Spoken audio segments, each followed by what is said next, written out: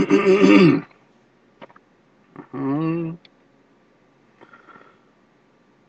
morning, good evening, good afternoon. Welcome to the One Drop Shower Ministry of Preparedness. My name is Mike Albert. I will be your host with the most, bringing you current events just today and more the reason to stay tuned for a little while here, because I'm going to help you to prepare when you're unprepared, what to do. So let us begin with a prayer. Dear Heavenly Father, thank you for this ministry, Lord. Please bless those people in Texas, Lord, that were caught unprepared, Lord. Hopefully you can prepare them in their hearts and their souls and their minds with wisdom and knowledge of your understanding of preparedness, Lord. Please impress upon them your character of Christ. Please bless them in all their needs. Help them to rebuild their lives. And please help the church, dear Lord, to rise up in these times and to win souls and to help them to focus on you, Lord. Please bless all our viewers, Lord, in their homes, their foods, their cars, their travels with mercy, and their children, grandchildren, and grandchildren. In Jesus' name I pray. Amen. All right, so let's get right into it. Catastrophe has struck in a part of this country, as it does happen every single day around this world, in countries that, for the most part, people don't even know exist. And this flooding here is happening a lot in China, Japan recently, Indonesia definitely, Bangladesh. For the most part, countries that are not as well off as we are here in the United States. Texas will rebound from this, and learn and grow from it. But meanwhile, there will be situations that are going to be taken advantage of. Money, and they're going to have National Guard out for looters, those people that are going to, think it's a good time while the power is out, and then people are busy saving their own souls, their lives, and go out and rob houses or stores or banks even. I don't know how, with stuff in the vault. But water gets into everywhere. I don't know if the vaults are acceptable for clothing stores, food stores. But I'm sure the shelves were pretty stripped right before this hurricane came, if not. So, why have people been stranded? Why were they not prepared for this? Or were they? You're never going to get 100% preparation for an event. You're never going to get a catastrophic event without death, without injury, without some type of restructured learning from the event itself in the aftermath that should have been implemented earlier or all along.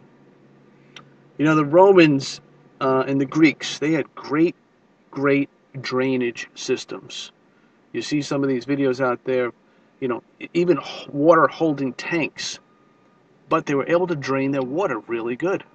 They realized the pitch and the elevation of the land itself, not just a little acreage or 20 or 100 acres even, but thousands of acres around them. They realized the pitch of the land, and they dug these channels of water to bring water in, to take water out.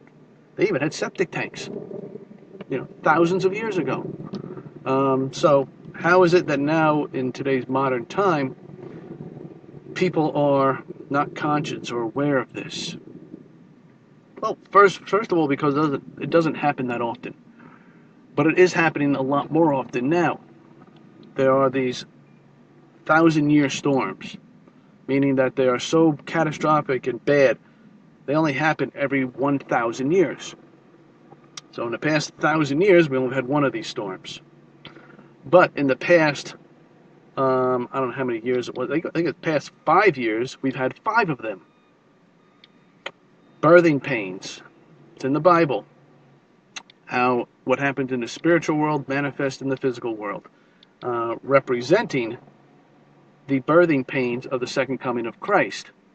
And that's in the Bible as well for an example to labor, a woman giving birth to a child at the last few weeks that they contractions get more intense and closer together, symbolizing the birth of a child coming, Jesus' second coming. So we have to look at all these events around the world and be able to identify them in such a like manner.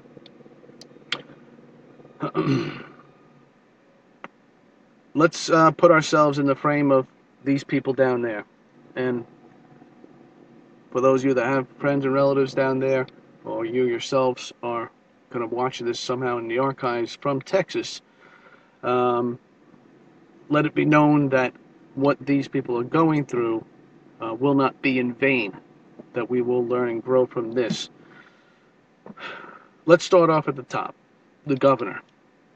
Okay, we can't go to the president because presidents change more frequently than governors do, unfortunately.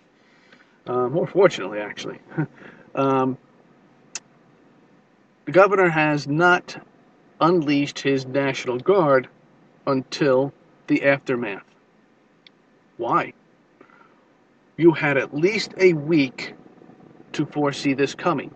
You got how many thousands of people for free, practically, taxpayers' dollars, for you to direct them at a state emergency level. This is going to be huge. It's going to be large. Unleash that power. Why do you wait to be the good guy afterwards? Because it's politics as usual. Just like when a child is unfortunately raped or murdered or buried alive, the politicians come out afterwards when the cameras are rolling. Oh, we're going to name this Megan's Law because of this child that was... Too late. Too late, buddy. What did you do before then to prevent that? Nothing. Diddly squat. Oh, you stood up for this law, opposed to that law? Big deal. And I'm in that business as well. I have a foundation to protect children from sex offenders and from being molested and murdered and raped. And I've sat with politicians before, so I know what I'm talking about. And it's the same game, the same arena that they play. They want to be the heroes in the aftermath. Well, let me tell you what, buddy, Abott, governor of Texas, you failed the people. You failed, and you need to be replaced because you didn't take action before. Simple action. Sandbags. You got all these businesses. You could have routed water in a different direction. You got engineers. You got Army Corps of Engineers at your fingertip.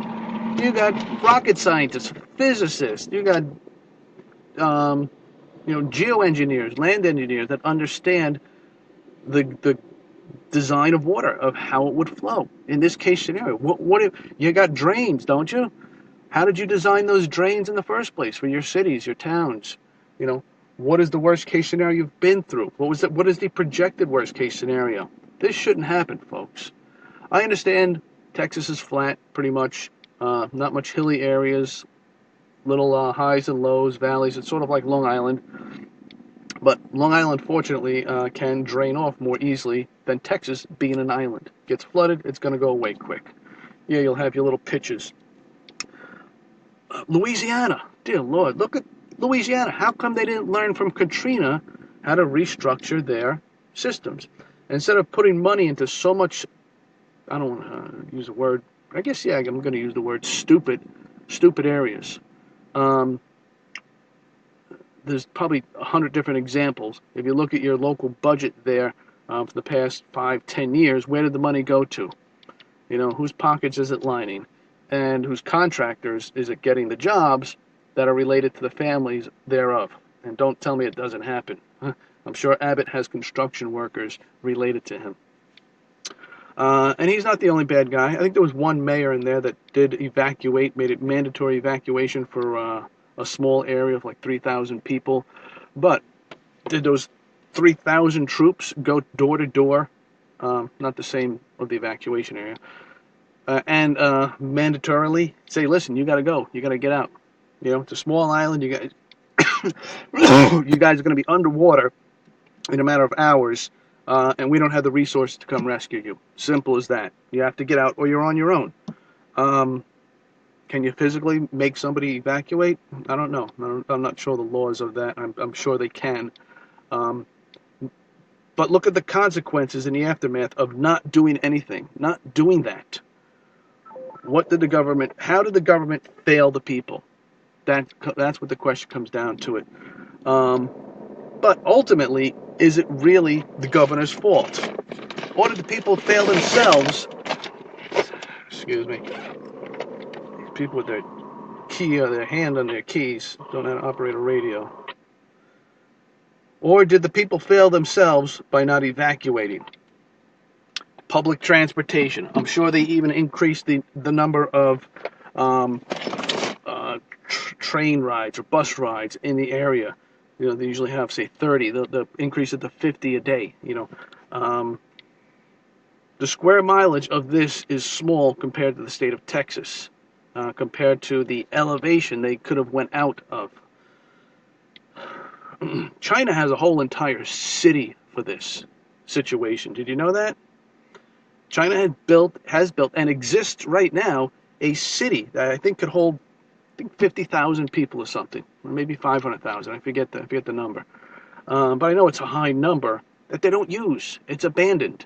Not abandoned. Abandoned means it was occupied. It was never occupied. But in a catastrophic event thereof something, they could displace people into that city.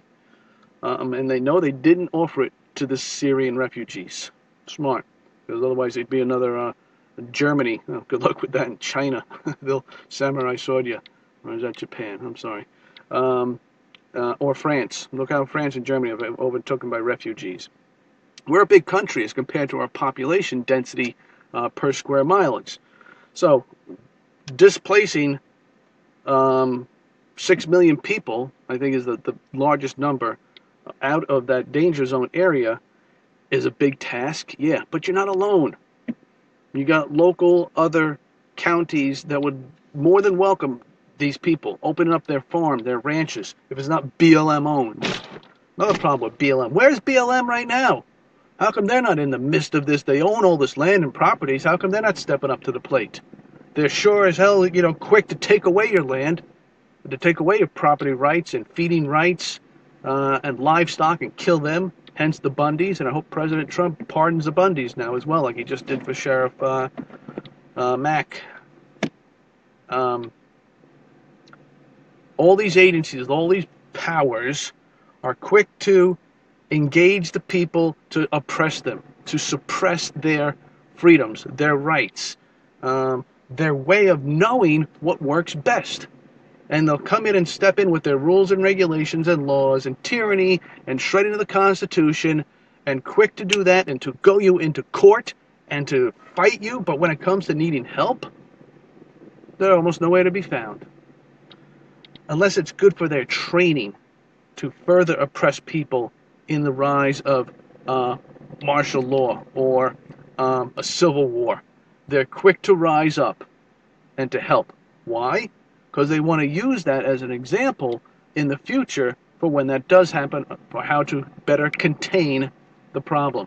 And when I say contain, I mean fence in, with the barbed wires facing in, okay? Making pretty much prison FEMA camps is what I'm telling you.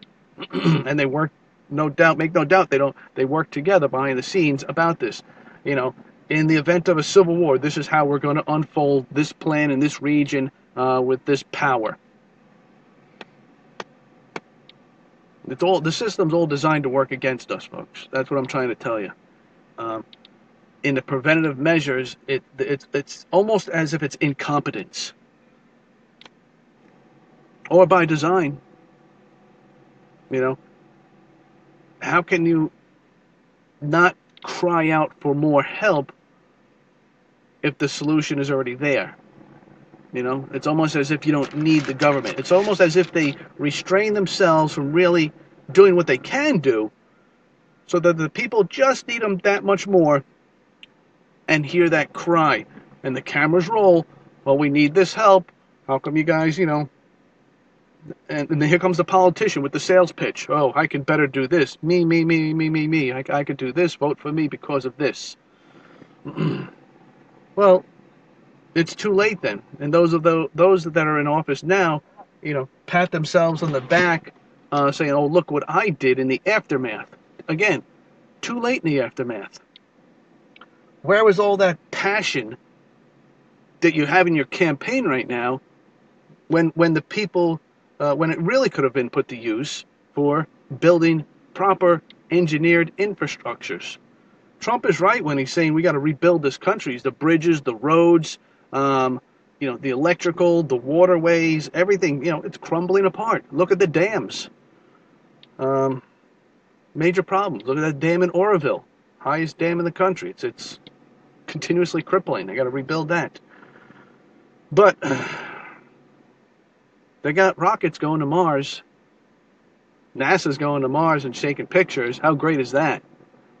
That really helps the people in Texas. Way to go, Houston. You're a rocket scientist. You're really engineers. No, you're engineers for your self-pride, your self-arrogance is what you're engineers of. You're not engineers of feeding people that are starving, sheltering people, hospitalizing the vets that need hospital and medications, and basic humanitarian love. That's what it boils down to. Where's your love? Where's God's 10 Commandments prior to these disasters? Where's the billions and trillions of dollars? Where are they? Where's all that money? Follow the money trail, folks. Follow the money trail and you'll see. So, what could a mayor have done in the preceding years? This doesn't. I'm not talking about a couple weeks, a couple months to do something. Again, going back to the waterways. You don't have to worry about earthquakes so much in Texas there, but those are increasing more. But you have definitely got tornadoes. You definitely got water problems coming from the Gulf, obviously. So, addressing it before, addressing it during, addressing it after. It's like unfolding any type of business plan. You make a plan, you execute it, you follow through. Residency location, business locations is a major concern. Your land development authorization, which you have a boarding zone here in New York, I think it's called board and planning department, or from the town hall or something. You have to go for a permit where you're allowed to build. What you can build, what you can't build, above ground and below ground as well. So your planning is poor in that design, first of all, having so many residents in low-lying areas. Put the businesses in low-lying areas. They don't live there. They could rebuild. They have insurance more than likely, and more stronger probably than a homeowner's insurance policy and a bigger policy. That is your first problem. You probably have it mixed or backwards, one or the other. Otherwise, you wouldn't see so many. And you do have critical infrastructures.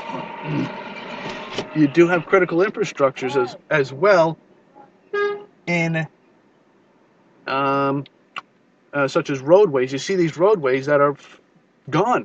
They're gone. You see the before and after pictures, completely gone. What an engineering nightmare design that is. It's so simple to pile up dirt and mounds, and there's your roadway infrastructure piled up there, and you put the road on top of that with retention walls to prevent it from going anywhere. Plant some trees, you got some firm foundations there. But no, they made the roadways in a gully. Einstein, rocket scientist, way to go. Another engineer malfunction. And they'll leave it that way too. The water will go and they won't do a darn thing about that road. They might reinforce the sidings a little because it's eroded. It's just so poorly designed, and most areas too as well. This country, for as young as it is old, the designing have not been accounted for catastrophic events like this. They did not account for these types of designs in their planning. It's really time to do that. It's kind of too late to do that, because when you build something, you build it upon what other people have built. And yes, you did build it, okay? Made here in America. So if you have examples to learn from, not just in your own state, but your own country, but worldwide, look at what other engineers have built poorly And going forward, how can we learn from their mistakes and their catastrophes that would better enable our engineering designs? I'm sure these roads were built within the past, say, 50 years, 100 years, say, for argument's sake. Roads were being built in Rome thousands of years ago, okay? Much more better designs. I would rather go back in time and hire some, some engineers from Rome than rely on what's being built now. These guys, paycheck, contract awarded, done. Okay, well, if it's poorly designed from the beginning, they're just locked into a paycheck then,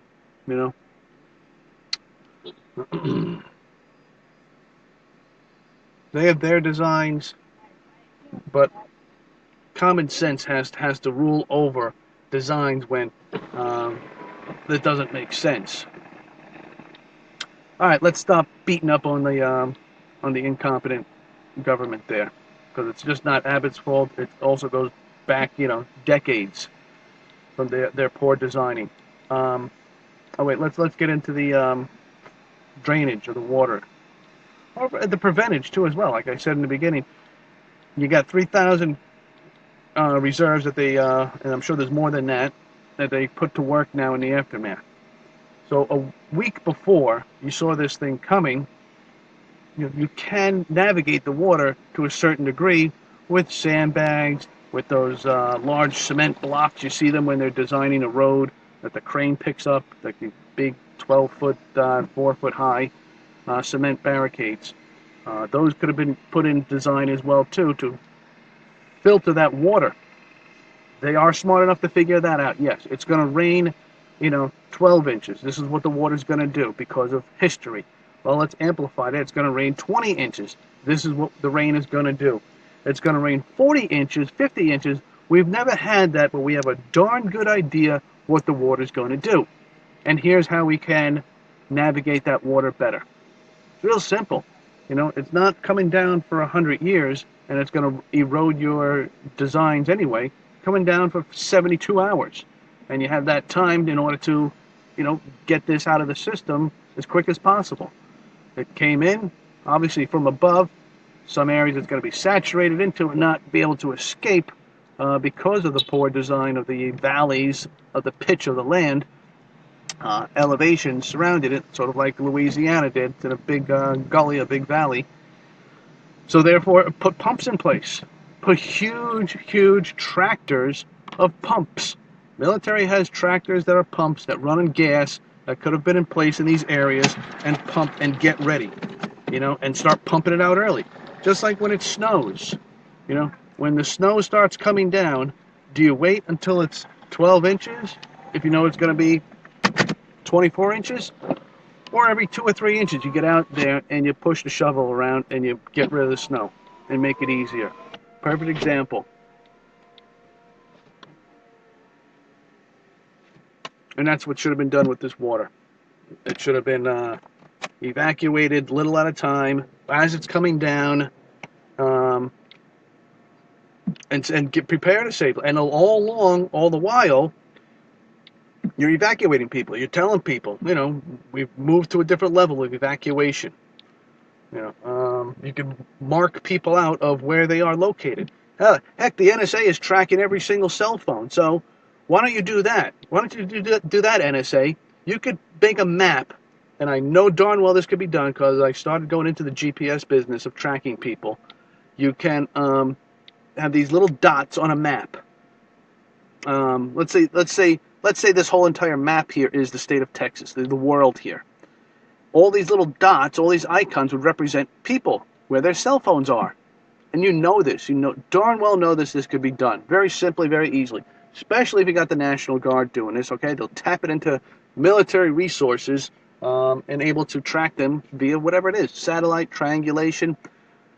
Now you notice people that aren't dispersing. So you have to up your game. You have to go door to door if you have to. You have a week to do this. You got 3,000 troops to do this.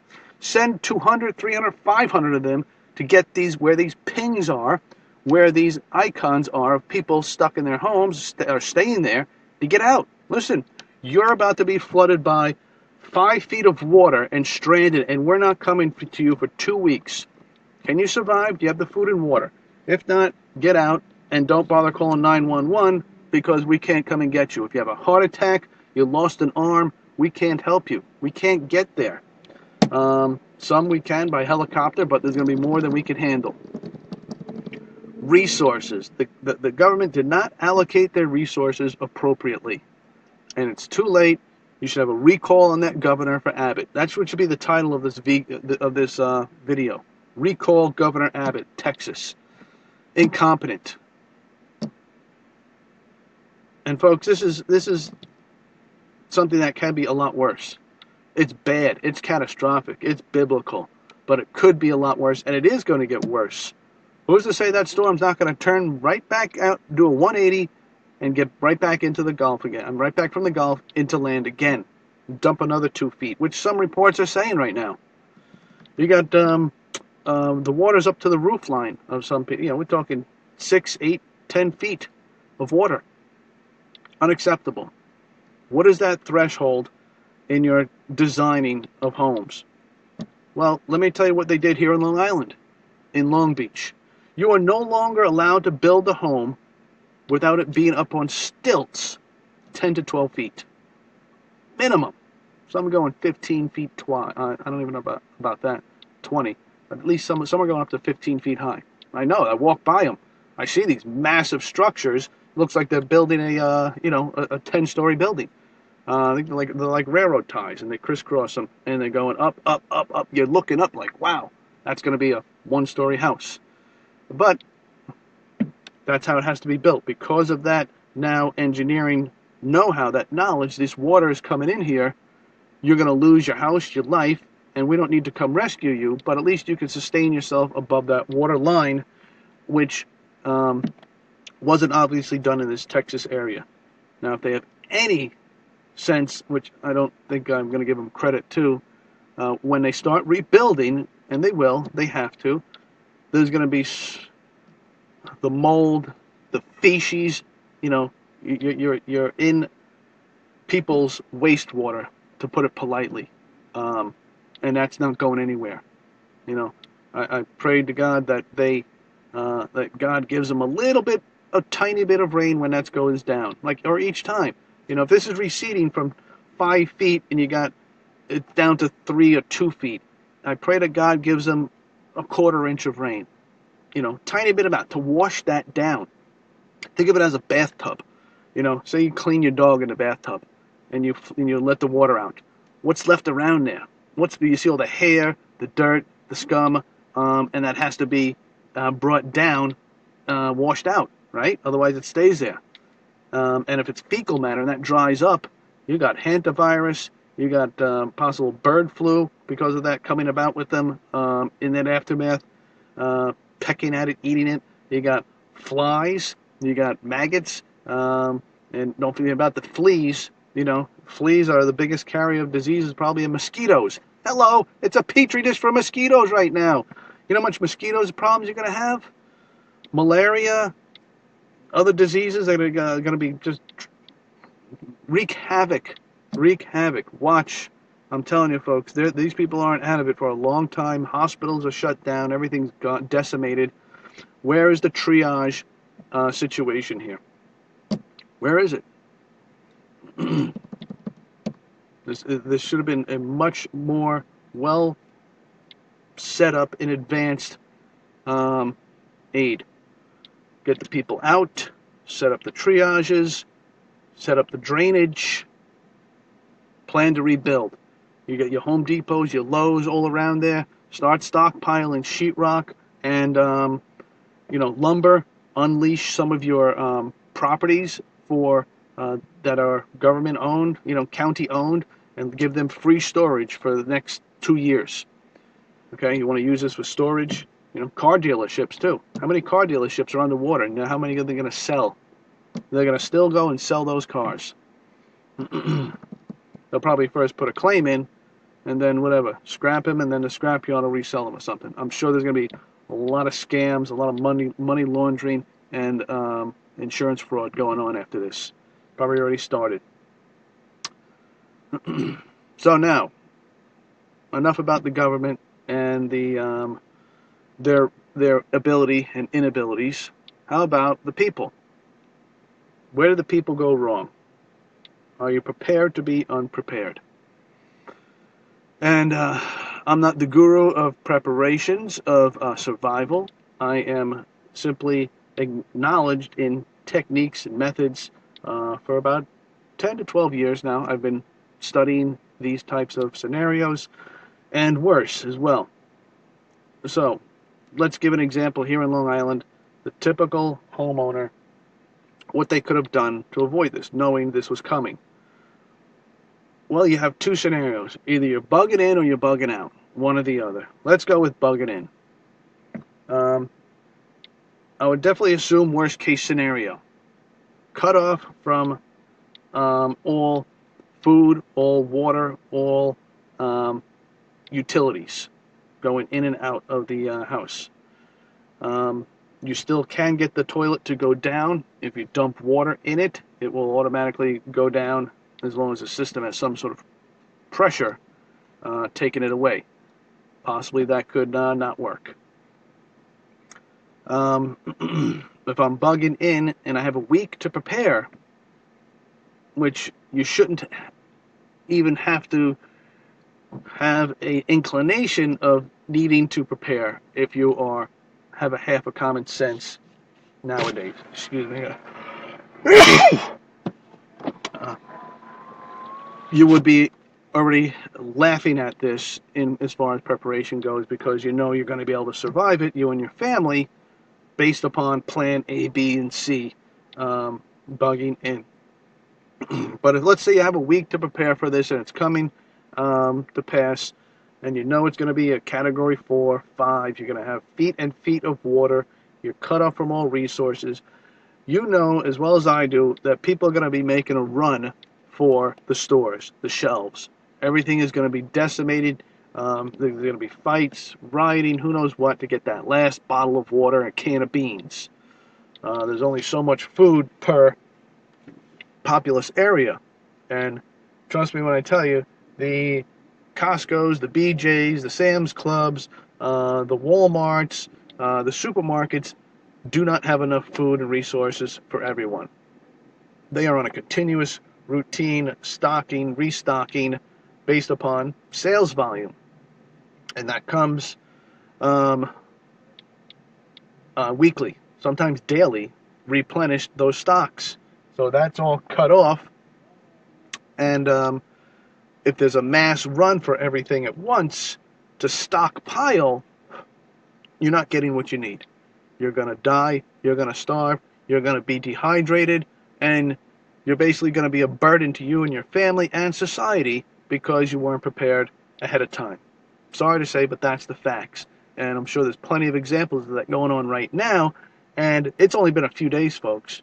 Wait till we're a few weeks into this. Watch. Thank God we're the United States to be able to come in from other states and other resources of food and water and aid that will come, and this will all be within a few months, a thing of the past and rebuilt, and people moving on with their lives. Thank God only, and I'm sorry to say this, it's a shame that anybody got hurt. God forbid more people do, or it's a shame right now that about 10 people have died. All right, we pray to them and their families. But the people there, as being in my situation, as an example, not being prepared, you had to get out. I would have gotten out and still call that bugging out. Bugging in. Got out of the at least the low-lying areas. Get at least, and if you don't have at least a week of food and water on hand or at any given time, I feel bad for you. I really do. I really do feel bad for you. At least know your elevations around you, surround you, 10, 20 miles at least. Get to the highest of grounds. Be ready to go camping, okay? If you got water coming down, you got water. Snow even. At least you have that liquid for hydration. Food. Now, if you're in a high elevation, animals have great instincts. Animals want land as well, too, unless they are fish. So, if you're in a high point, let's say this is 500 feet, everything else below you, and that's the high peak, where do you think all the animals are going to go? They're going to come right to you like Noah's Ark. You don't have to worry about it. But you got to catch them still. You got to fight with them. You got to try not to get hurt by them. But this also includes other things as well, such as fleas, ticks that float. So they're going to come to your shoreline, your new shoreline in your area. But so are the squirrels, the deers, the raccoons, and all these other critters and creatures that are going to come into that area. If there's not much competition and other people are in low-lying areas, they might come soon enough, but you best be in the position to hide things, to, bury things, to put things up in trees, to know how to, get away from people that are going to be needing this food, these resources, and hopefully it's a big enough area to do this. And if you've got a small community, you come together as well. A few dozen, a couple hundred people, you could all live off these resources, hopefully, amicably, and, as one unit, one unified unit. That's bugging in. That's unprepared. Let's go bugging out. Let's go long-term, catastrophe. You got to say 2 or 3 storms back-to-back coming. Okay, let's do Harvey times 3. Okay, right now we're at Harvey times 2, I think, potentially, of this coming back into land. So these people are out off-grid, I'd say, for probably a month right now. I'm looking into the projections here. You have a week, again, as an example, to plan for this in the bugging out. Now, when I say bugging out, I mean a couple hundred miles, maybe a few hundred, maybe 500 miles away from the danger zone, away from ground zero. And this could be more than likely in elevated areas that you need to already pre-plan this. If you still have electricity, get on Google Earth, for crying out loud. Plan your plot of where you're going. Get one of those portable GPS things. Gosh, this is, but also be prepared to go back 200 years. What are your skill sets to navigate 200 years ago? Compass, sextant, like they used on the boats, star navigation, simple sunrise, sunset, north, south, east, west, mold on trees. Learn navigation. If you don't know navigation, a week's time to do all this is almost too late. Get some waterproof laminated maps with some wax markers, wax pens, that or dry erasers. You can mark on there and get off and get on with topo maps. If you could get a $25 little GPS unit by Garmin or something, tells you where you're going. Satellites aren't being flooded. So they're going to be in use. If you got a few extra $100, get a satellite phone, with 500 minutes or something. This is a little beauty here. This is the Garmin 655T, T as in Tom, GPS tracker. It's a walkie-talkie. It's got GMRS radio. It's got unit-to-unit tracking on a map that you could see. It's got texting, all by GPS satellite. You don't need the cell phone service for that. It's free once you pay for the unit. Great unit to have for yourself, for your group.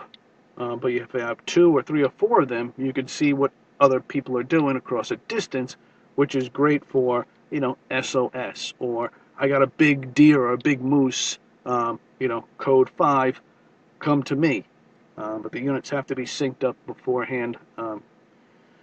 And what else? All right, so resources, once you're out and about, you have to really turn back that clock, knowing what you can get in your area. Hopefully you already have a book. You still might, if you got a week, you still might be able to get a book or 2. mailed to you.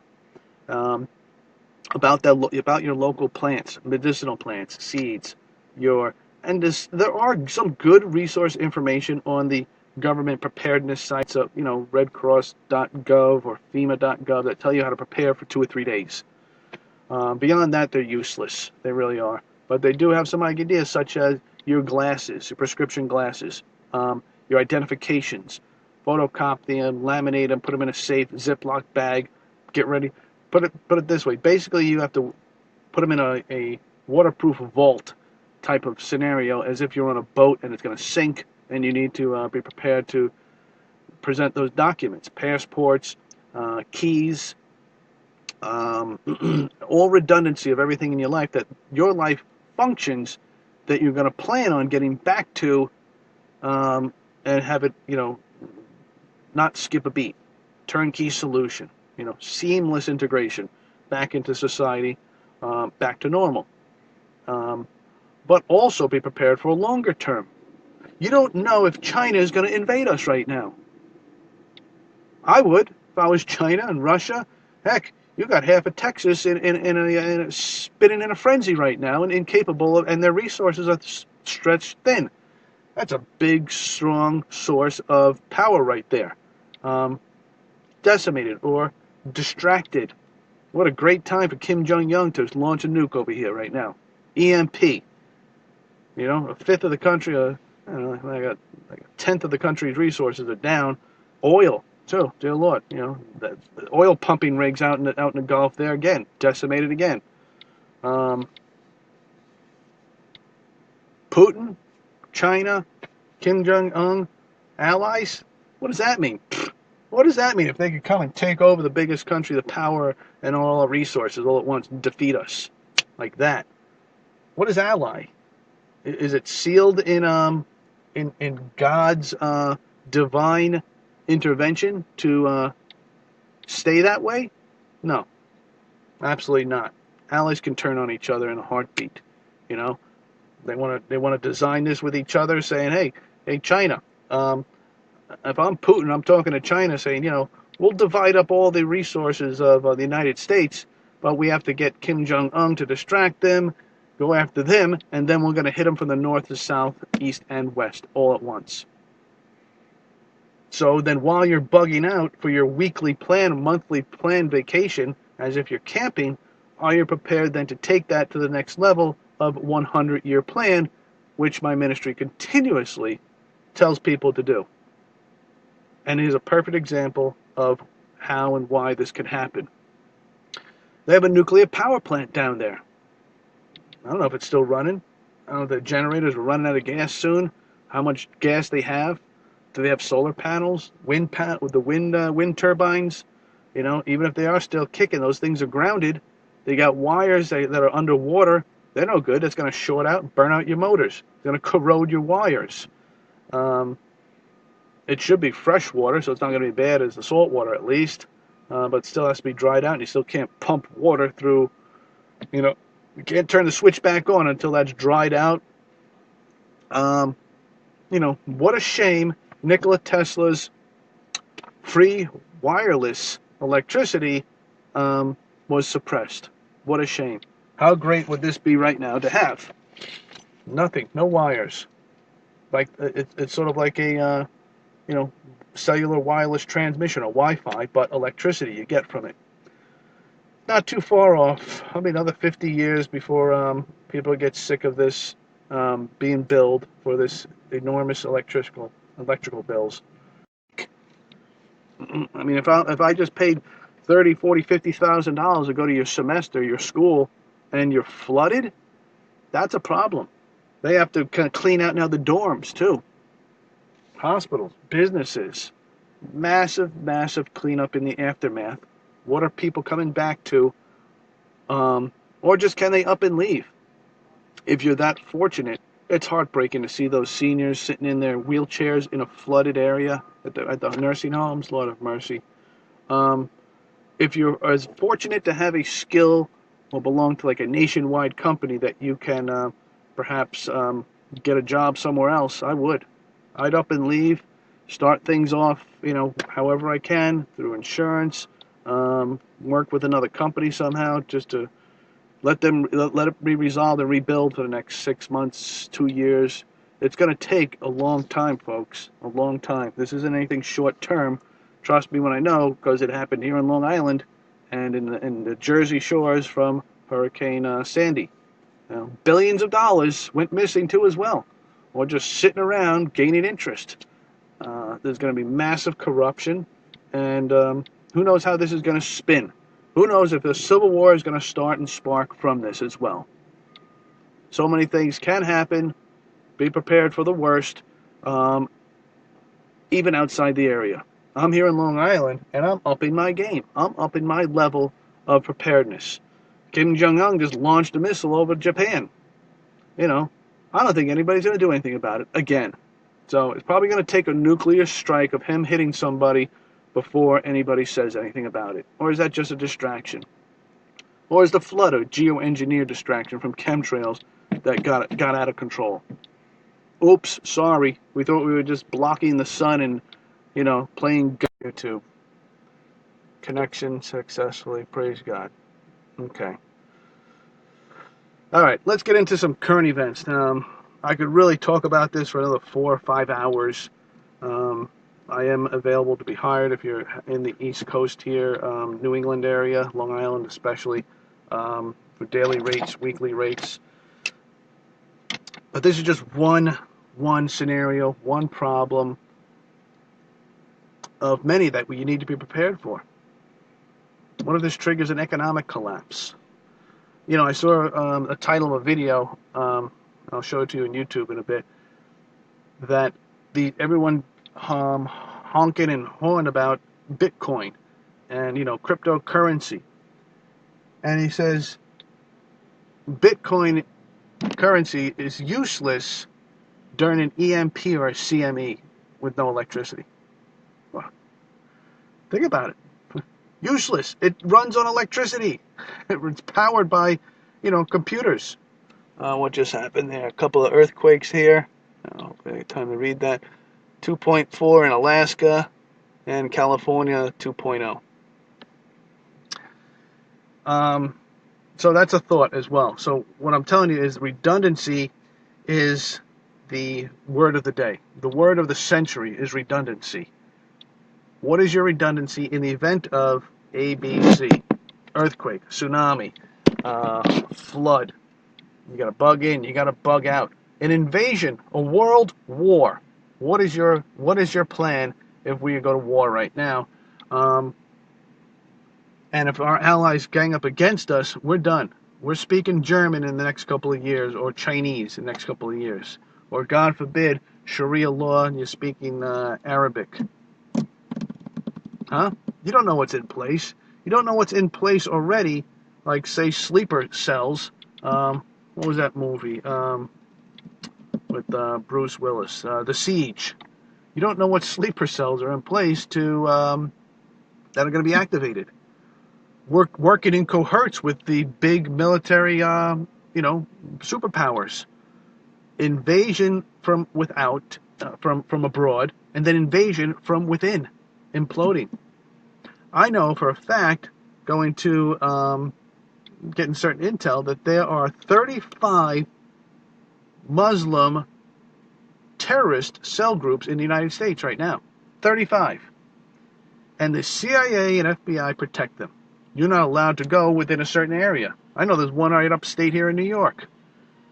You can't go around that area without being, picked off or shushed away because of their, whatever it is. I don't know. Because of their ethnicity or because of their sleeper cells or because they're part of FEMA. I don't know. But I do know that intel is leaked too, that they are digging tunnels. Good old-fashioned tunnels with simple tools or hand tools and wheelbarrows, and digging tunnels and digging tunnels and digging tunnels. That's what they do at these camps, 35 of them around the United States right now. And this is going back, this is probably years old. This is probably 5-6 years old of intel. Little is known. You need to prepare, first and foremost, with this. You got to get your Bible and yourself right with God. You got to. That's a great owner's, operators, instructors manual on how to survive is right in that book. It does speak a lot about food as well too, food and diet and medicinal things and oils. Very, very interesting. How to stay aligned in an off-grid situation with Christ. All right, I'm going to take a quick break, and then we're going to get into some current events and see what's happening around the world. More than just this nuttiness. This is just insane. If you're not prepared, folks, time to really reevaluate your assessment of what you value. Get yourself right with God, get baptized, and get a plan. Better to bug out than to bug in, as far as I'm concerned. Look at these chemical leaks going around. My God. Who knows if this last one was from nature? There was a mist that came over the beach. Dozens of people sent to the hospital. They're choking. Their eyes are burning. They're itching. And it turned out, so far, I'm going to look for updates, it turned to be chlorine. Chlorine and ammonia. You know, just like a canary in a coal mine. Gives you an example of carbon dioxide. What is this an example of? What is this warning us of? What are the further warning signs coming from nature as well, too? Animals. Did you see the video?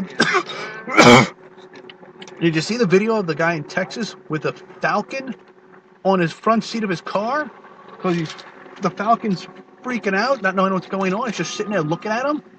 Wouldn't want to leave his car, knowing what's going on, what's coming. What else is nature talking to us about? What are they telling us? I'll be right back.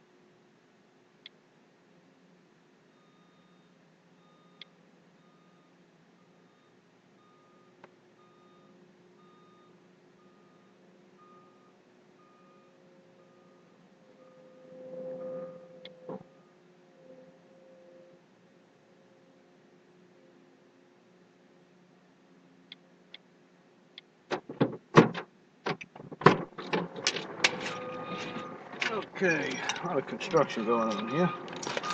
You can hear the horns beeping. I was just checking the YouTube channel. A lot of preppers out there up in their game, talking about like what I'm doing now, their experiences, their thoughts about this. So I'll show you that in a minute after some current events here. But definitely take heed and warning to these people that have a lot of experience in this, some military, some live it, a few times in their lives. So take heed to that, to what I say as well too. It's just wise wisdom and knowledge. And I don't have all the answers. I love watching other preppers that know more than I do or something different. It's part of what you could put as a design in your team that you should have already at least a sense of a frame of mind of what's going on with that. And when I say with that, with what you have set up to be in your plan for bugging out or bugging in. What are you doing? All right, current events. Man, I'm looking at the tropical storms. It's nuts over here in the United States. All right, we got obviously Texas here in the current emergencies happening. Both Texas level 4, 2 days with 4 updates, and 3 days ago with 2 updates. So let's click on one of them. I'm sure it's not going to be anything different other than perhaps a position of the hurricane coming back into land. Let's see. Some in Houston are climbing into attics to flee rising floodwaters. The Houston Chronicle is reporting. Have reports of people getting into attic to escape floodwaters. Tweeted Houston Police Chief. And do not use unless you have an axe or means to break through onto your roof. Great, yeah, it's a great idea. You get into your attic, and then you're trapped. But if you got to go higher, you can't unless you have to break through your roof, which you'll need an axe to do. Unless you're strong enough to go through, which I doubt, 1/4 inch, 1/2 inch plywood. Let's see, go through your roof. Those reports were coming from areas along Interstate 45 between downtown Houston and Clear Lake. The Chronicle reported early Sunday.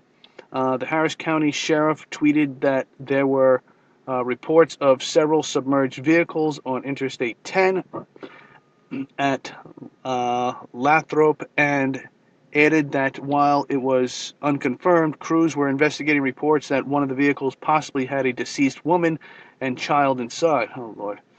A mile-long string of booming thunderstorms from Tropical Storm Harvey brought torrential rains overnight Saturday that flooded city streets, drowning one person. The rain came down so hard that the fast meteorologist at the Weather Station Center here declared 4 flooding emergencies across the metro area, warning residents of dire danger if they left their homes or shelters for the roadway. Rain gauges in some west and southwest Houston neighborhoods reported receiving upwards of 4 inches of rain in just 1 hour. Closer to downtown, the rain was nearly as impressive and dangerous.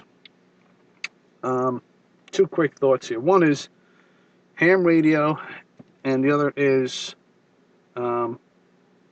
corpses, dead animals, talking, cats, dogs, wildlife, and humans as well. If you're not trained or know how to handle those types of that type of situation, stay clear. Don't worry about going over to it if it's a person and identifying them or taking a picture, and don't be stupid enough to, touch anything like that as well, because of the diseases they carry during decay, during the aftermath of a being infested with, we're filled with parasites and diseases. Our immune system, for the most part, keeps it suppressed. Same thing with animals, any size. You should learn this growing up. You see a dead bird, you don't touch it, because it will transmit onto you, and then you could transfer it to other people as well. And if left long enough, it will start to burst open. It will become airborne as well. Some of the parasites and diseases, the viruses that these things spread. It will be eaten by other animals. It will become the meal of the day for those that are starving types of animals, vultures and so forth and so on. Fleas, mosquitoes, flies will fester and then carry on that disease to other areas as well as humans. So this is an aftermath thought for a catastrophic event getting out of control, which cannot be kept up on. And folks, trust me when I tell you those days are coming. It's in the Bible, and you're going to have to, I don't want to say get used to it, but you're going to have to consider that happening. Ham radio. They are very active right now, I'm sure, down there. If you have a scanner of any sort and you could tap into that area, you'll be able to realize that as well. Also, police scanners. I have one on an app. It's an app on the phone. I can tap into a police scanner anywhere around the country just by going by state, then county, then actual department of police and fire. And I'll give you a quick example. Let's do it right now. If you guys have been watching this channel for a while, you know I love to talk, but then I back that talk up with action and show people and tell them about it. So, here's my broken screen cell phone. And just dropped it yesterday, but I got a plastic covering it so I don't get cut up. Let's see, what else? So I got an app. It's called Police Scanner 5-0. And it's free, so I could go anywhere. Right now I'm picking the country, United States. So you go to other countries too. State. You go scroll down, go to Texas. Texas. Now it says area.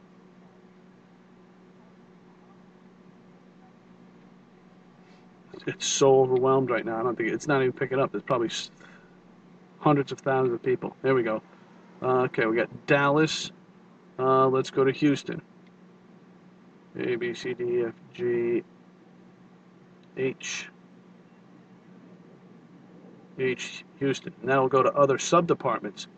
47, no, they're offline even. Oh my God. They're so overwhelmed, or probably the National Guard has taken this over. They've done this before, where they'll take over the frequencies and not allow public access. I don't know how they do that, but right now it is a public safety. That's it. Houston County Public Safety. That's all they have for, and there's 47 people online. So they've taken this over. I've seen this before. I think during Ferguson they did this. So they tried to control the airwaves.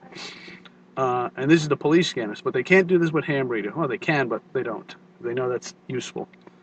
So now I'm going to try another area. What was the other area? I said, what came up? Dallas. Let's try Dallas. Oh, here we go. There's a few more. We got police. We got police dispatch. This is sad. Yeah, they've already taken. Oh, no, maybe some. Yeah. Oh, okay, there we go. A little bit more. But they have taken over some of these. This should be filled up with a lot more choices here. We got Dallas Police Station, Central and Northeast. We got 8 people online. Dallas City Police, 3 Southeast, 4 Southwest, and 7 South Central. I think that's departments. 34 people online. There should be tens of thousands of people online, folks, right now. Garland Police and Fire, 33 people online. Here's a repeater, 146.8800 megahertz. For anyone that can tap into a repeater, 0 people online. They got 6 people, 5 people, 12 people, 18 people. So the most people online is 34 people online at these 3 different police stations. So I just clicked on that, and I'll turn up the volume. I should be getting some chatter on this. Sometimes it takes a minute, but you do this and it comes up. Let's see if you can see that. So police scanner. This is probably illegal what I'm doing. Probably get in trouble for it. And obviously you get the Dallas, those 3 different stations. You might have to hit play. I didn't hit play. Sometimes it starts playing automatically.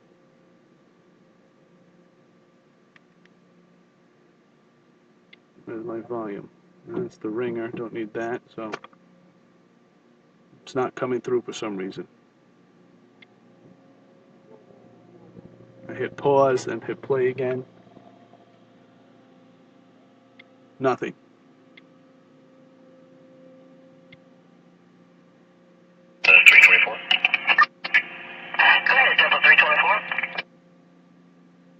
Myself and Bravo 316 traffic. You should bring me something back.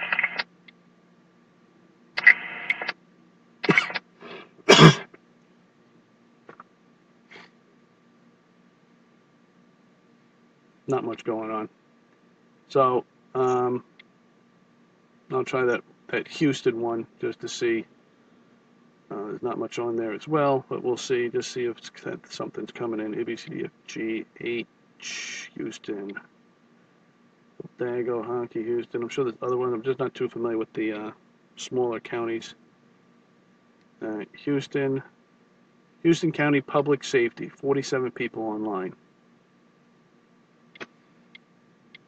It shows you the bit rate. Sometimes it takes a few minutes to, what do they call that, buffering? Nothing? I'll leave that on for a minute. But get yourself an app. Obviously, you want to have ham radios. If you get a license, they're real easy to get $15 or $35 for a license. You got to pass a test. The GMRS frequencies that I use on this radio here, you don't have to pass a test, but you do have to pay a $75 fee to the FCC, whose director should be fired for not strengthening the journalism broadcasting rules and laws for CNN and the other parasites that continuously lie, spread fake news, and that's okay. But try doing that on YouTube or something, and you get shut down. So you then, with that $75, you get a call sign. I don't know if you get a custom one; it's more expensive to broadcast and talk on GMRS. It's not as popular, there's not so many people on it, but it is still it ticks up when it picks up when you see something going on, activity. They have drill nets, they're called. It doesn't reach as far, but it's good for local as well. I have a 5-mile range, but I get repeaters. I could get 50 or 100-mile range, I think. Ham radio, you got to study, take a test, and then you still get a call sign. I don't know if that allows you GMRS as well, but they're very strict on there too. They're a lot stricter than the GMRS, and a lot less stricter on regular walkie-talkies, which you don't need a license. You can go pick up at Walmart or Dick's Sporting Goods and get a pair of walkie-talkies. Anything you can do to communicate, to get intel. Hand crank radios are great with the all-weather hazard radio. Make sure it's got the SAME in it.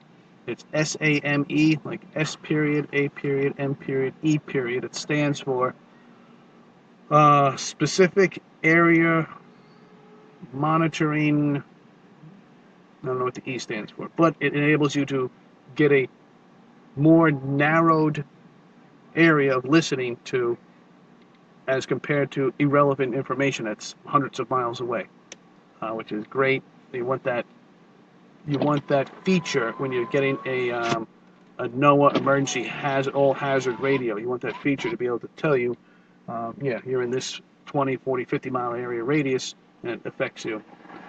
So nothing's coming through on this public safety. So the military has this lockdown, these scanners, these frequencies, and they're allocating them. I don't know how they do that or what they do, but I'm going to get out of that. Get yourself a free app as well. All right, let's get back to current events. Went on a little tangent there, sorry, but good information.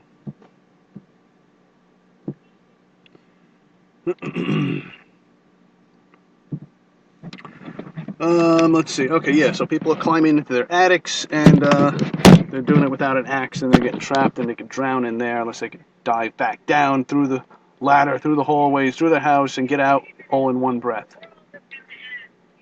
What? What do you think? That's funny. Some guy just walked by, must be like 80 years old, holding his phone, and all I hear is the woman on speakerphone saying, "The world is gonna end." All right. So people are being told by news reporters to evacuate. Too late. The governor failed. I'm going to change the title of this. All right, let's get into some short-term events. Extreme weather in India, a level 3. A vehicle accident in 5 hours ago in Egypt, a level 3. Critical infrastructure disruption, state of California. Let's see what that is. 10 hours ago. A power outage has left nearly 1,100 homes and businesses without electricity. All right.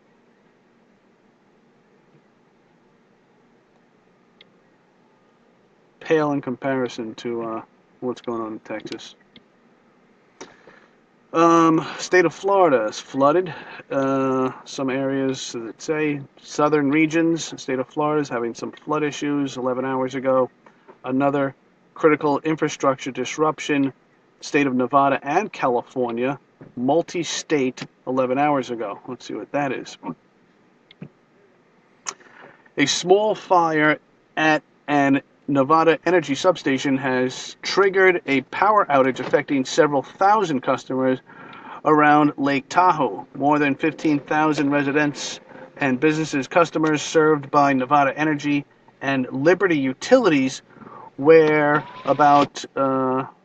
without power at one point after the outage was reported shortly after 8 a.m. Monday at the substation near Markleeville, California. Power was restored to most areas with a couple of hours, but nearly 6,000 remain without power. Okay, coming back on.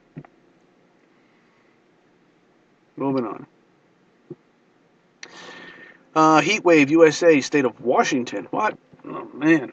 11 hours ago. Epidemic hazard, USA, California, Eureka, a level 0. Let's see what that is. I'm looking for my hazmats here, my chlorine and ammonia leaks. Give me a second here. I gotta move my car up a bit. I'm sticking out a little.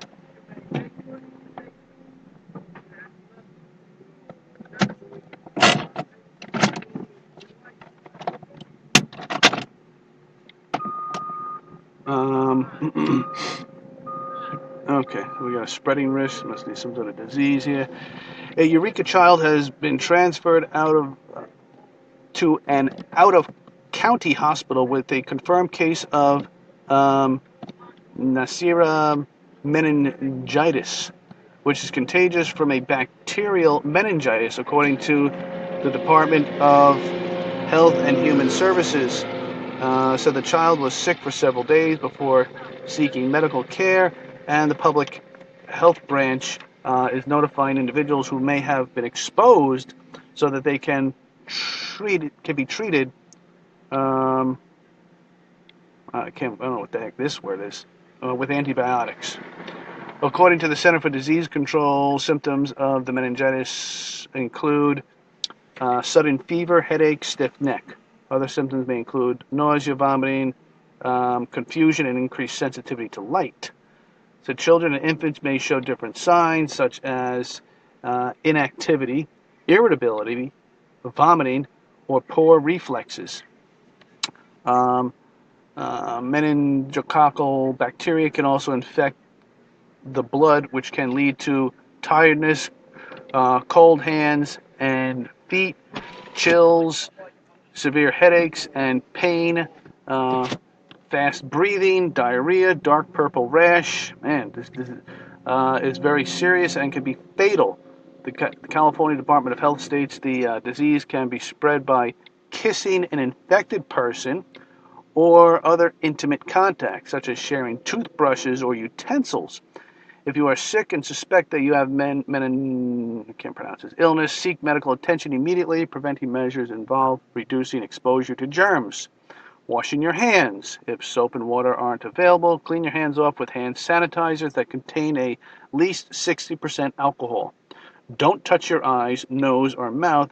If you need to touch your face, make sure your hands are clean. Cover your mouth with tissue and or your sleeve when coughing and sneezing. Common manners, etiquette it's called. Try to avoid contact with people who are sick, you think? Um, the DHA said it will provide additional information at a later time. Boy, okay, that's California. Sooner or later, folks, something's just going to burst and go viral.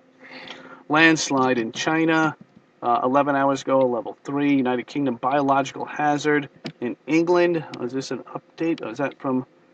Well, England had that gas, that chlorine leak on the beach. Visitors, tiny fish have been washed up on shore. All right.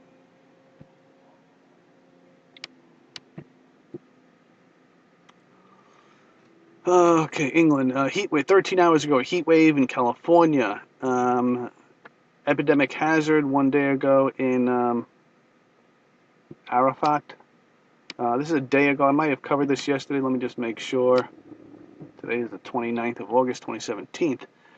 Confirmed a case of, it's this fever, yes. Okay. Hemorrhagic fever, Congo, something. All right, moving on.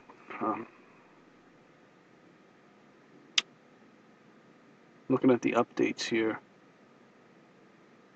Landslide of Switzerland, Sierra Leone.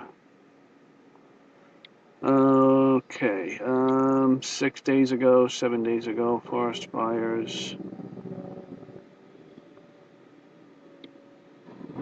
Epidemic hazard, Panama. 15 days ago, forest fire.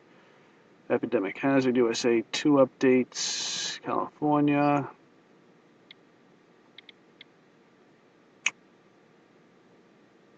I don't know why they keep this stuff in here so long. All right, earthquakes. Bunch of 2s and 3s all over, usual places. Nevada's got a few extras there, it looks like. 4.6 in Japan and Asia. Guam, 4.8. All the usual suspects of 2s and 3s. Turkey, New Zealand, Greece. Chile, 3.6. 4.9 in Russia and Europe. Mexico, 4.1. A couple 4.9s in Australia, New Zealand, 4.7s in St. Vincent, Caribbean Sea, 4.7. That's unusual there. Diverse places. 4.7 out in the Pacific in Niue. And that's it. 2s and 3s in Colombia, Iran, and Greece, and Cyprus. 100 earthquakes in the past 15 hours. No tsunamis the past 2 days. 6.6 from that observed in New Guinea there, and 4.2 in Alaska. Volcano activity, nothing active. Tropical storms. Looks like we have a third one kicking up here now too. We'll go to that in a second. Let's just finish up the rest of this map here. Super volcanoes huffing and puffing for the 28th and 29th. We have to go. Let's see, 1, 2, 3, 4, 5, 6. Okay, a little bit above average of pressure on the Earth. So let's go to the maps here of these storms that are happening. There's 1, 2, 3. I see 3, but it looks like 4 icons. We've got 1 over here. But let's see what's happening here. Any updates on Hurricane Harvey?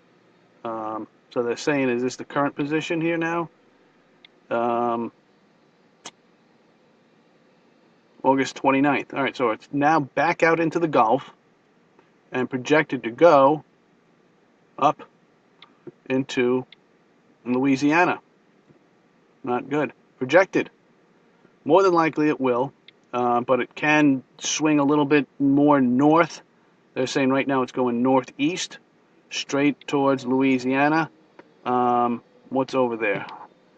Lake Charles, Beaumont, Baton Rouge, a Forest Park area.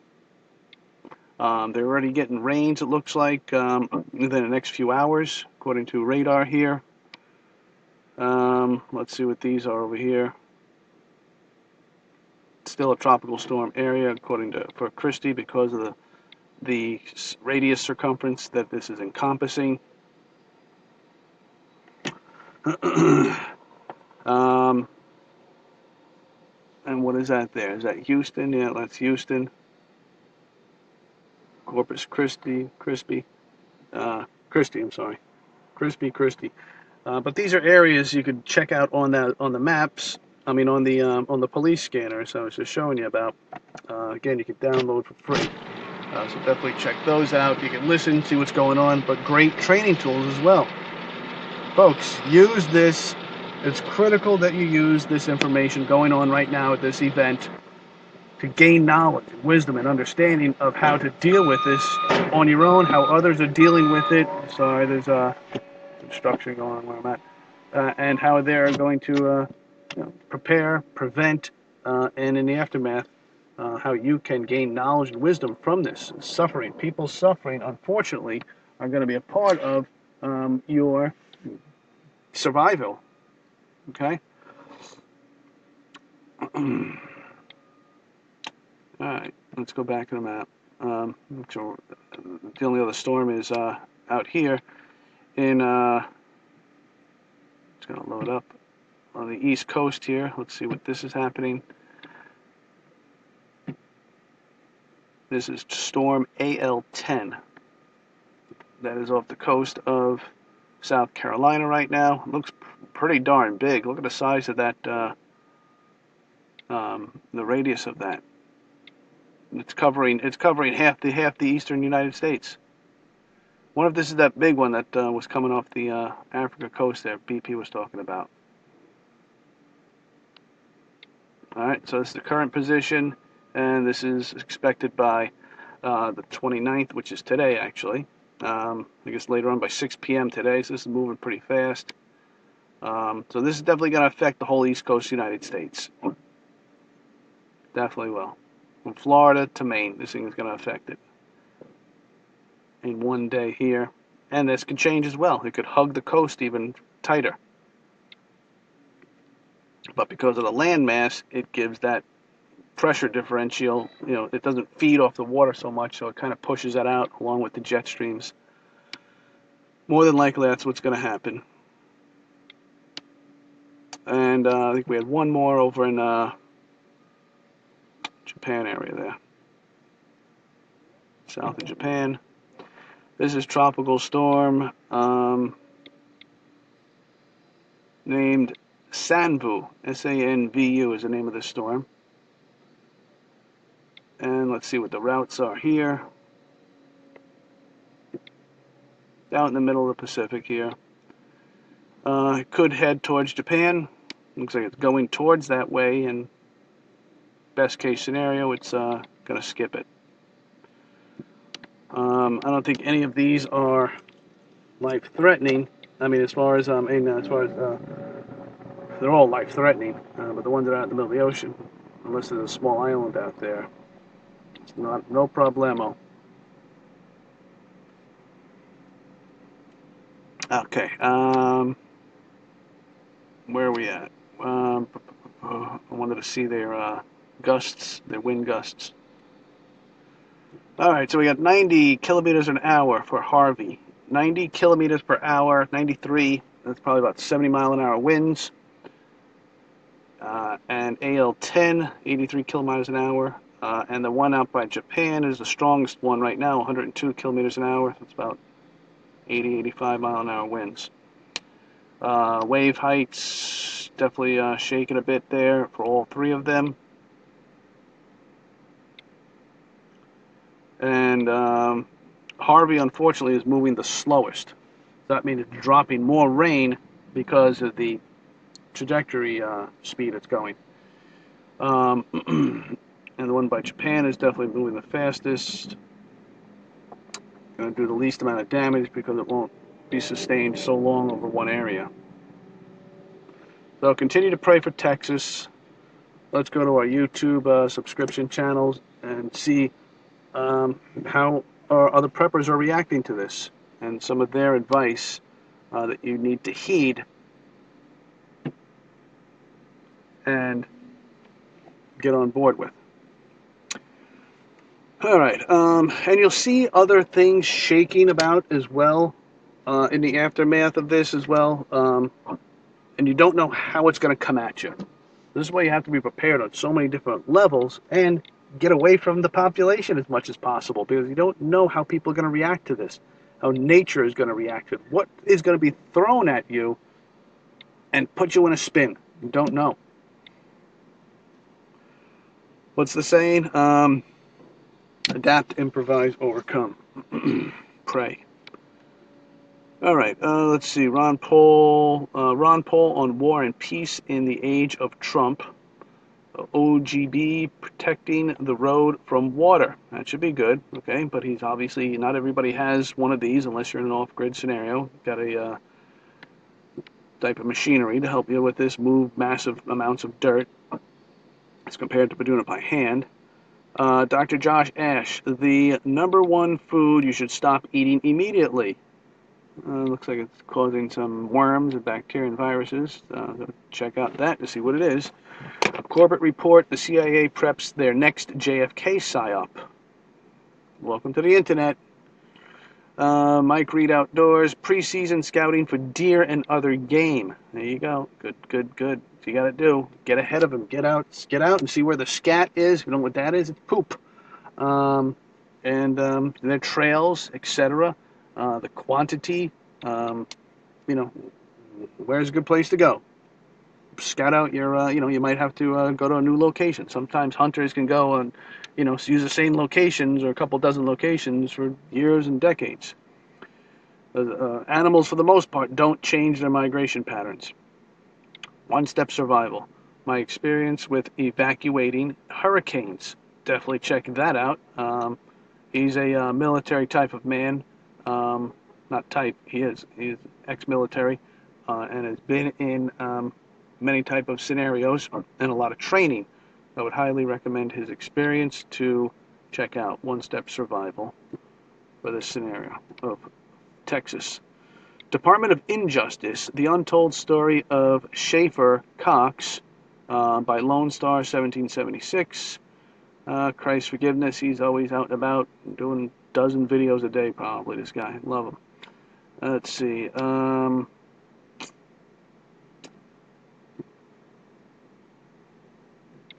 Okay, what are you doing, Cullen? Cull Craven, Bushcraft and Survival, Flint and Steel, and Demo. Great to have. If you guys don't know what that is, you really need to up your game about starting fires. Flint and Steel is fire starting. Pretty much medieval way, but modern. Face Like the Sun. Centra, is it a scam? Don't know what this is. Centra Card Visa? Check that out, see what that is. But don't give out your information unless you verify. It's 25 minutes long, so I guess I go into detail. 4 books that could drastically, if I could talk, improve your financial life. Okay, that must be interesting. Phil, oh yeah, he does real estate flips. Gotta get into that business. 5 top 5s. 5 strangest and most chilling phone calls ever made. It's weird how things like this get tens of thousands, hundreds of thousands, sometimes millions of hits. It's been out an hour. It's got 15,000 views. I don't get that in a year. Natural ways. Believe it or not, this can grow tons of potatoes in a trash bag. Wow. Okay. So check that out. Chris Ann Hall, government investigating itself again. Brian Foster, perplexing Puma Punko in Bolivia. Love this guy. He's great. Definitely go on a tour if you can. These things were laser designed hundreds, if not thousands of years ago. Mankind could barely duplicate this type of technology. We're talking about laser precision holes, perfectly precision holes drilled through marble, through concrete, through all sorts of rocks. That's what mankind can't even barely do nowadays without, tools that cost hundreds of thousands of dollars.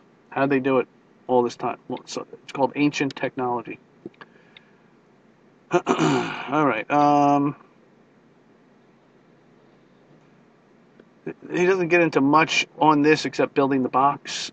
But Off-Grid Nation, he does have a nice setup for solar and battery banks. I don't know why he would do a 48. I don't know much about that difference between 12, 24, 48, what the benefits are of that. So if you're an electrician, you understand this, check him out. But solar panels, what people don't realize is that aren't into solar panels or thinking about getting into it, solar power is just half of the setup.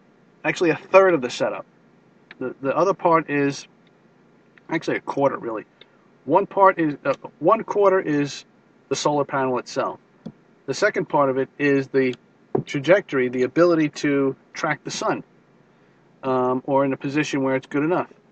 Another part is the power control panel box, where it regulates. It's a regulator for the solar energy that comes through the wires before it gets to the battery, and it communicates between the solar panels and the battery bank on where the power should go, how much, trickle it in, etc., or feed it back to another area. And the other last 25% quarter is the batteries themselves, how they are run in parallel or series. I always forget the difference. And the type of batteries, because those batteries actually divided up into five parts. The fifth part would be the power coming back out, being converted. I think it's AC to DC or DC to AC. You're converting basically 12 volt to electricity through a power inverter for your appliances that it's being used for. But all of this is useless in a long-term scenario. I'm talking a 100-year plan. If you plan on, and society breaks down totally 100%, eventually your equipment's going to malfunction, going to get old, age, be no longer useful, or something's going to happen to it and break down, whether the batteries get old, if you don't have the Edison batteries, the nickel iron batteries, which are the best, they're expensive, maybe you could learn how to build your own. Your wires are going to get corroded, your solar panels are going to get broken or destroyed or worn out, etc., etc., etc. Numerous things can happen, number of variables. Plan for primitive living is what I'm trying to say. Don't plan on relying on modern technology to get you through 100 years, 200 years. It's not about you, it's about your lineage, what you're leaving behind. All right, The Wisdom of Solomon, don't know what that's about, movie. I don't know what that is. Dirt Patch. Hippos coming to the rescue. This was nice yet sad at the same time. The alligator was trying to eat the wildebeest, and the hippos came to his rescue, but not before this thing practically tore up his hoof. He's walking away with a hoof, so I don't know if he's going to make it.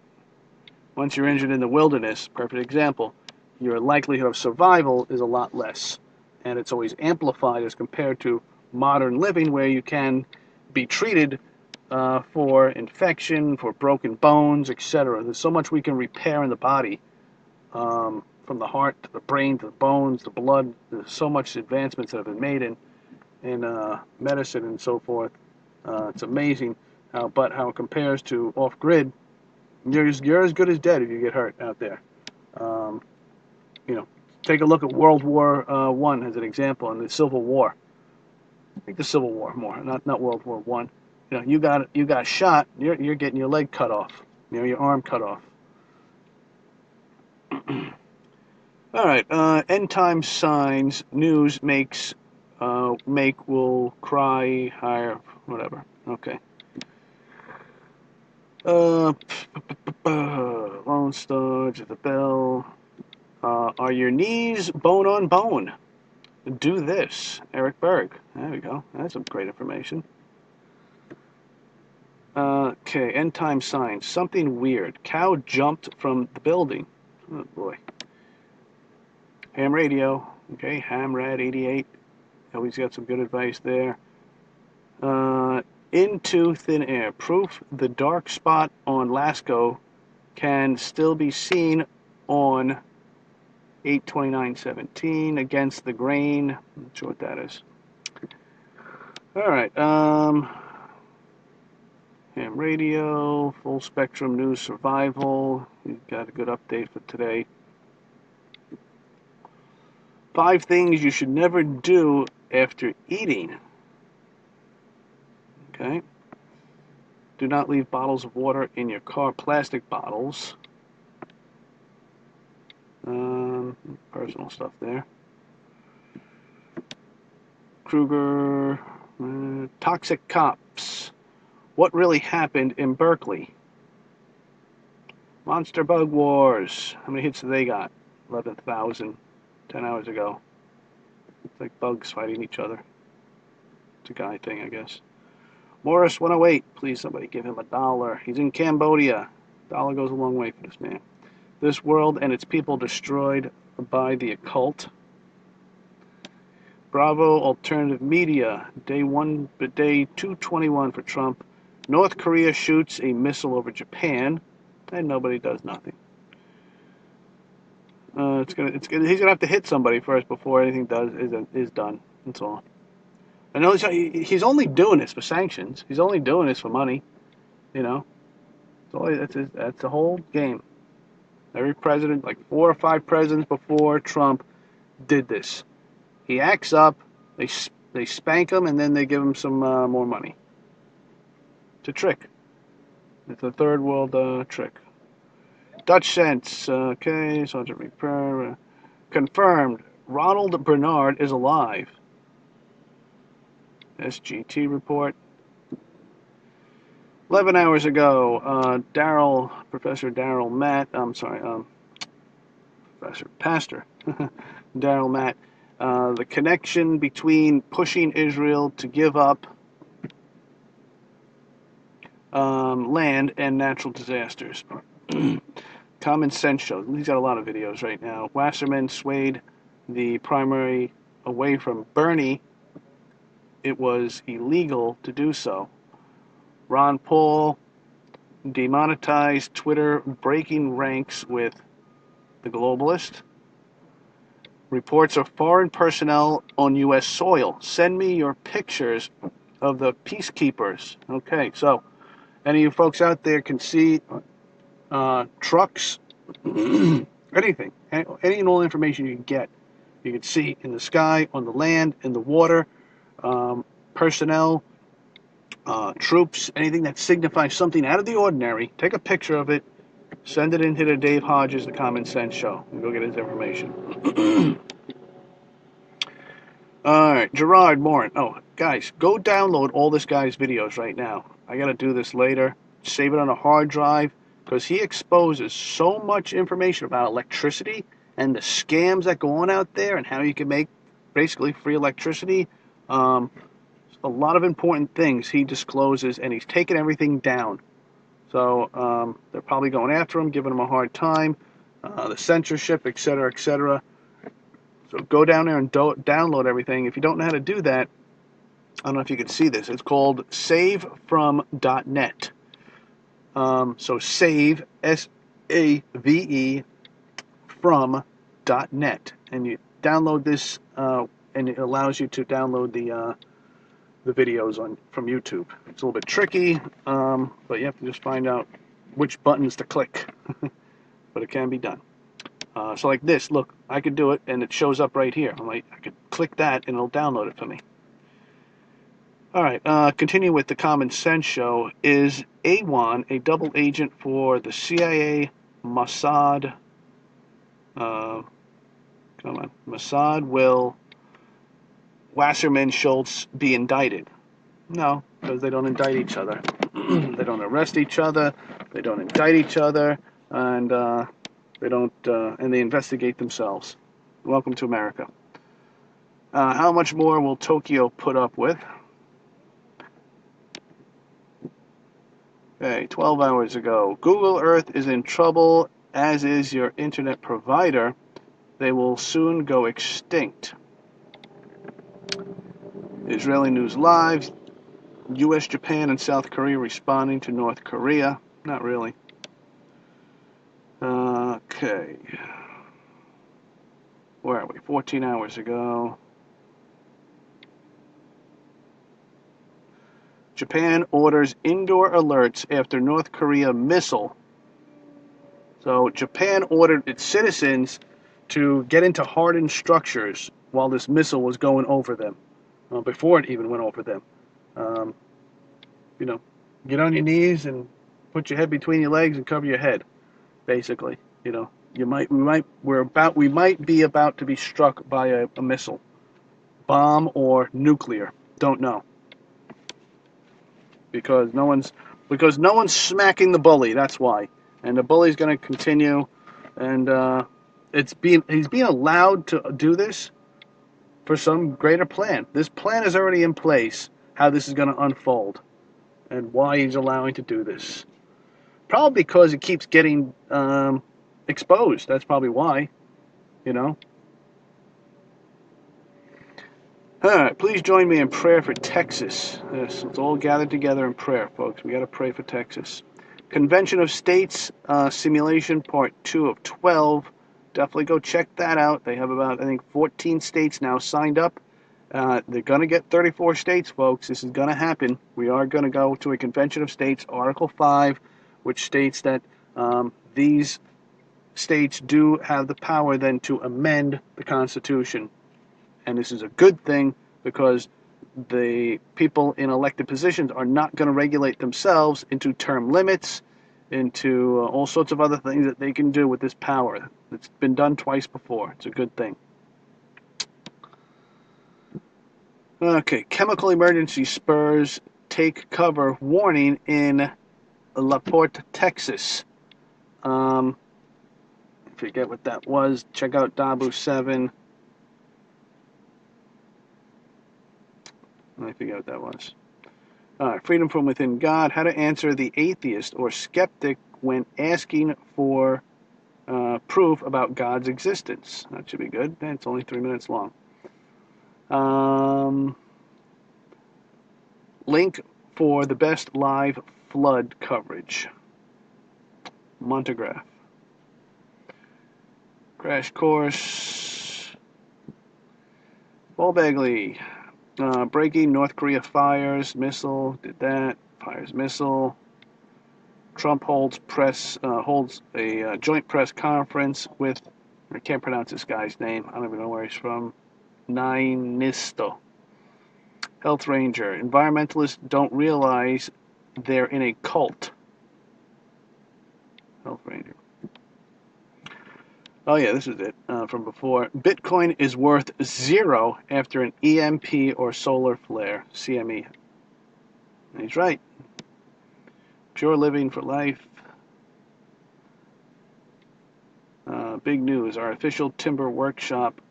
Limited space. Why Google censorship will lead to bloodshed and violence.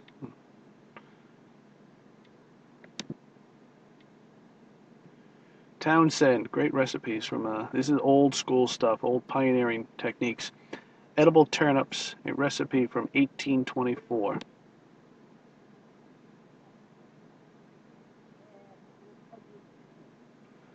Trump lifts ban on military gear to local police forces. He puts a spin on that of good and bad. Not sure exactly how that's going to play out. As Obama used that as a tool to get the police to comply with him, basically down the line becoming a tyrant and martial law, using his militarized equipment and using them as pawns. The police saw this, said, we don't want it, take it back, and or Obama took it back, in the aftermath as well. So now Trump lifts that ban and allowing police to be militarized using all these, military type of vehicles and weapons. I don't know. It's like a catch-22. It's like you want them to have this in the event of saving your town, your county, your state from being overrun by thugs. You want them to have this in the event of our military gets defeated and we're invaded. And it's us joined up forces with them as patriots, and the Second Amendment allows us to, with a state militia, to defeat the enemy. But you don't want them to have them if they wield this power against peaceful, say, protesters. Or protesters, throwing water balloons or something, and they start opening fire from armed vehicles. Then they get into other things like the sound, those siren sound weapons that just pulsates, It's an unfair advantage, put it that way, over the people when people are trying to get, obviously, a better world to live in, for the most part. So it really is a catch-22. I'm not taking sides. But the only way to do combat that is then to make sure the police don't become tyrannical, is for the people to get equal weaponry, equal defenses and offenses. Researchers announced nuclear fission breakthrough. Dabu 7. I do hear rumors about that being our future of energy, fission. Don't know what it is. William Mount. Hurricane Harvey. Be ready. Okay. That's probably geoengineering controlling he's talking about. They're using this as a test to do. Do it in other countries. So they're going to do it on us. So they probably are. Dutch Sense is doing his earthquakes. And yesterday's show, Paul Begley's show from Texas, many dams about to break. Houston, Texas. 2,000 people rescued. Entire Texas National Guard activated. Explosion rocks store in Houston. Dabu 7.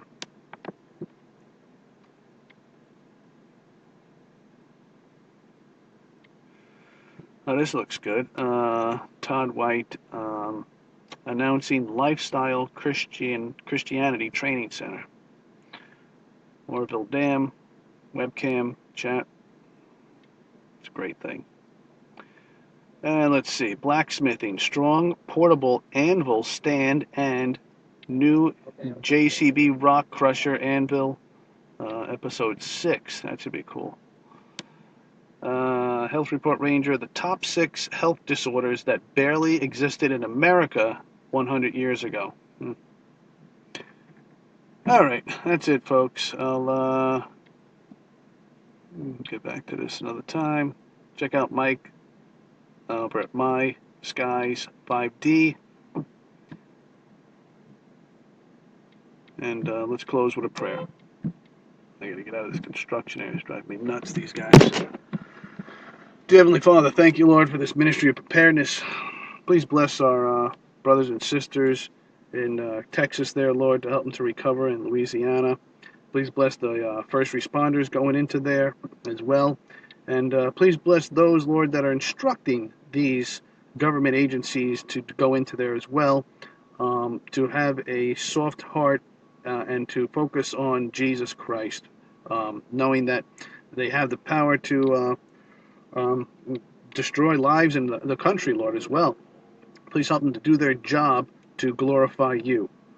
I ask, Lord, that you please bring our 10 Commandments back into our court systems, our schools, both private and public, into the police stations, into our jail systems, our psychiatric centers, all over the world, Lord. Please help our 10 Commandments to be displayed proud and loud. In Jesus' name I pray. Amen. That'll solve everything, folks, for the most part. Love, compassion, kindness. If you have not yet given your life to Jesus, there are plenty of examples why, too, right here and right now that I just showed you. And you can do this right now by repeating this prayer. Dear Heavenly Father, please forgive me of my sins. I repent and confess of my sins to you, Lord. Please write my name in the Lamb's Book of Life. Wash me in the Lamb's blood, because I believe in your Son Jesus. I believe he is the true living Son of Man, Son of God. I believe he died on the cross for my sins. I believe he rose from the dead. I believe he ascended to heaven. And I believe he's coming back again. Dear Lord, please have mercy on my soul, now and at the hour of my death. In Jesus' name I pray. Amen. If you've just said that prayer, congratulations, you are saved, born again. And now you have to seal the deal by getting baptized, fully submerged in water. So do this at a local church near you. Knock on their door, walk in and tell them, I got saved, I got born again online, and I want to be baptized, fully submerged in water. Don't accept anything else, splash of water, or dunk your hands and you're okay. No, the Bible says fully submerged, in the name of the Father, the Son, and the Holy Spirit. If they won't do it, go somewhere else. You have to set a schedule maybe, who knows, they might dunk you in the tank right then and there, praise God. If they won't do it, go somewhere else. If they won't do it, go somewhere else. If they won't, you get the idea. Go get it done. Get it done within 24 hours. Then get yourself a Bible. Start studying the Word, the Gospel. Make sure you're studying the right, accurate way and with the right people and the right scriptures and words that are interpreted according to how they're meant to be interpreted. The Adventist Church does a great job of doing this. You can find a Adventist, Seventh-day Adventist church by going on their website, adventist.org, and they will train you and become a part of your family, for the rest of your life. If you want a waterproof Bible that floats, which would be great if it was in Texas right now, see that floating by, you go to our website and get one for $99, free shipping, at onedropshower.org. You can also make a donation there, and you can find other links there and videos about this ministry, One Drop Shower. And that website again is onedropshower.org. Spell it out, O-N-E. If you want emergency supplies, we get you anything you want. We do have a few of them listed on our website, ambertracks.com. That's amber like the color, tracks like railroad tracks.com. One word, ambertracks.com. For bunkers to build, we can be hired for consultant and or training survival lessons. For building prefabricated or custom designed bunkers, the prefabricated ones start at $25,000 and up, and you have to buy 5 at a time. So if you're a land developer building land, we can do that for you. Or if you want a single one, we do it. And the prefabricated ones can be financed as well. The custom ones start at $50,000 and up, no financing, and we could be hired to consult along through the whole entire process. What else? That's about it. That website is worthingtonbunkers.com. worthingtonbunkers.com. Thanks for joining. Please like, please share, comment, and if you have not yet subscribed on YouTube, or if you are, check your subscription and make sure they didn't uncheck it, which they do for some reason, censorship.